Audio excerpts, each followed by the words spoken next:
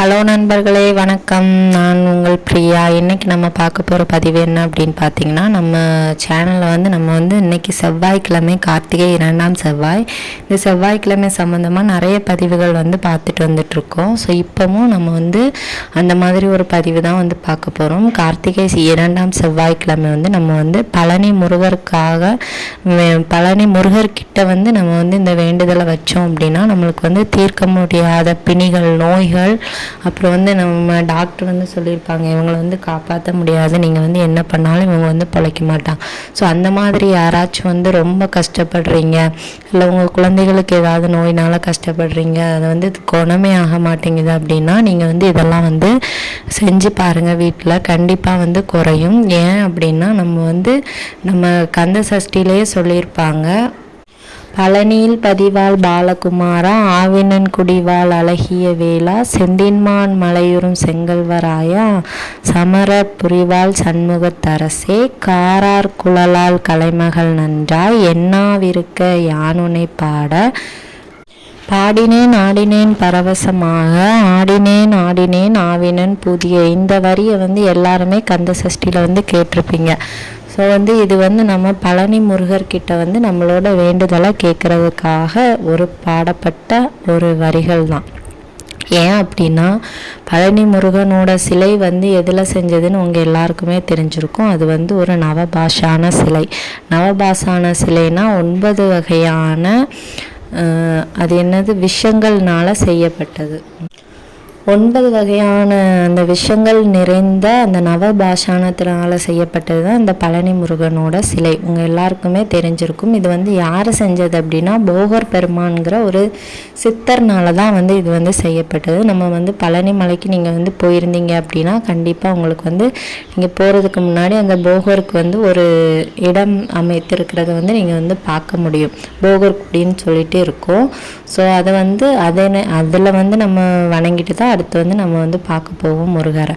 So இந்த நவபாஷான சிலையோட ஒரு விசேஷம் என்ன அப்படின்னு கேட்டிங்கன்னா, அந்த சிலையில் அங்கே வழிபாடுகள் எப்படி செய்வாங்க, பழைய காலத்தில் தீர்க்க முடியாத நோய்கள்லாம் எப்படி தீர்த்தாங்கன்னா, கொஞ்சம் ஒரு பிடி நெல்மணி, அதுக்கப்புறமா பச்சை அரிசி ஒரு பிடி, அப்புறம் சாதம், ஏதாச்சும் ஒரு சாதம், தயிர் சாதமோ இல்லை வெறும் வெள்ளை சாதமோ, அப்புறம் கொஞ்சம் தண்ணி, இதை ஒரு அந்த சாதமும் அந்த நெல்மணி அப்புறம் அந்த பச்சரிசியை ஒரு சிவப்பு நிற துணியில் முடிஞ்சு வச்சுருவாங்களாம்.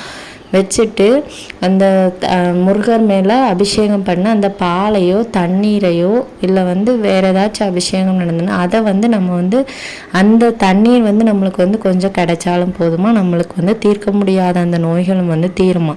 ஆனால் இப்போ நம்ம பழனிக்கு போனாலுமே அந்த தண்ணீர்லாம் கிடைக்கிறது ரொம்பவே கஷ்டமாக இருக்குது, ரொம்பவும் சிரமமாக இருக்குது நிறைய பேர் சொல்கிறாங்க. ஸோ நம்ம போகிற டைமில் அந்த அபிஷேகம் நடக்குமா, அந்த தண்ணீர் நம்மளுக்கு கிடைக்குமா அப்படின்லாம் நம்மளால் சொல்ல முடியாது.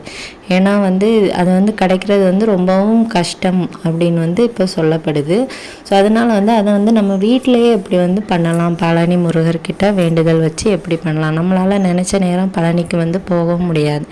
இப்போ இருக்கிற வேலைப்பளுவில் நம்மளால் அதை நினைப்போம், நம்ம அங்கே போகணும் இங்கே போகணும் எல்லா கோயிலுக்கும் போகணுன்னா போக முடியாது, சொல்லுவோம் போக முடியாது. அப்போ நம்மளால் என்ன செய்ய முடியும். ஸோ நம்ம வீட்டில் இருந்தே இந்த பரிகாரங்களை எப்படி செய்யலான்னு சொல்லிட்டு நம்ம பார்க்கலாம். அதுக்கப்புறமா இந்த பரிகாரம் செய்கிறதுக்கு என்ன தேவைன்னா, ஒரு தாம்பலம், நான் சொன்ன மாதிரி ஒரு ஸ்பூன் அளவுக்கு, ஒரு ஸ்பூன் கிடைச்சாலும் போதும் நெல்மணி, அப்புறம் ஒரு ஸ்பூன் பச்சரிசி, ஒரு ஸ்பூன் வெள்ளை சாதம், ஒரு கப்பு தண்ணி, சில்வர் டம்ளராக இருந்தாலும் பரவாயில்ல. இவ்வளோ தேவையான பொருட்கள். இது நம்ம என்ன செய்யணும் அப்படின்னு பார்த்தீங்கன்னா, ஒரு பிளேட்டில் நீங்கள் ஒரு தாம்பலத்தில் எடுத்து வச்சுக்கோங்க. எடுத்து வச்சுட்டு அதில் நம்ம ஒரு தீபம் ஏற்றணும். ஏற்றினதுக்கப்புறமா பக்கத்தில் அந்த தண்ணீரும் இருக்கணும். உங்களுக்கு என்ன தேவையோ, யாருக்கு நோயோ என்ன நோயோ அதை சொல்லி முருகர்கிட்ட வேண்டுங்க. ஒரு 5 நிமிஷமாவது வேண்டுங்க. வேண்டினதுக்கப்புறமா நீங்கள் சொல்ல வேண்டியது, ஓம் முருகா போற்றி, ஓம் முருகா போற்றின்னு சொல்கிறவர் நம்ம பழனி முருகருக்காக கேட்குறதுனால ஓம் பழனி முருகா போற்றி, ஓம் போகர் பெருமானை போற்றி, மறுபடியும் சொல்கிறேன், ஓம் பழனி முருகா போற்றி, ஓம் போகர் பெருமானை போற்றி, ஓம் பழனி முருகா போற்றி, ஓம் போகர் பெருமானை போற்றி. இதை வந்து நீங்கள் வந்து குறைஞ்சபட்சம் ஒரு 6 முறையாவது சொல்லுங்கள்.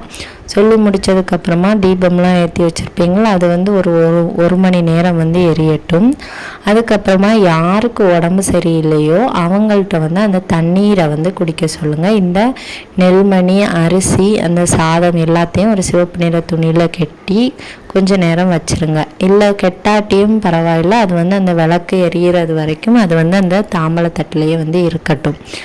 விளக்கு குளிர வச்சதுக்கப்புறமா அது 1 மணி நேரம் ஆகி அதுவாகவே குளிரட்டும், இல்லை நீங்களாக குளிர வைங்க. குளிர வச்சதுக்கப்புறமா நீங்கள் வந்து இந்த நெல்மணி, இந்த அரிசி, அந்த சாதம் இவ்வளோத்தையும் வந்து ஏதாவது பறவைகளுக்கு வந்து நீங்கள் வந்து தானமாக கொடுக்கணும். அப்படி கொடுத்துட்டு வாங்க, கண்டிப்பாக உங்களோட பிரச்சனைகள்லாம் தீரும், உங்களோட நோய்கள்லாம் தீரும். அதுவும் இன்றைக்கி வந்து நீங்கள் வந்து செவ்வரளி மலர்களால் முருகனுக்கு வந்து அலங்காரம் பண்ணி உங்களால் என்ன அவருக்கு பிரசாதம் வைக்க முடியுதோ நைவேத்தியமாக வைங்க. உங்களால் முடிஞ்சதை வைங்க. வச்சு அவருக்கு வந்து தீபதூப ஆராதனையெல்லாம் காட்டினதுக்கப்புறமா நீங்கள் வந்து இதை வந்து செய்யுங்க. செஞ்சு முடிச்சுட்டு கந்த சஷ்டியோ இல்லை நான் சொன்ன இந்த நாமத்தையோ வந்து 6 முறை வந்து சொல்லுங்கள்.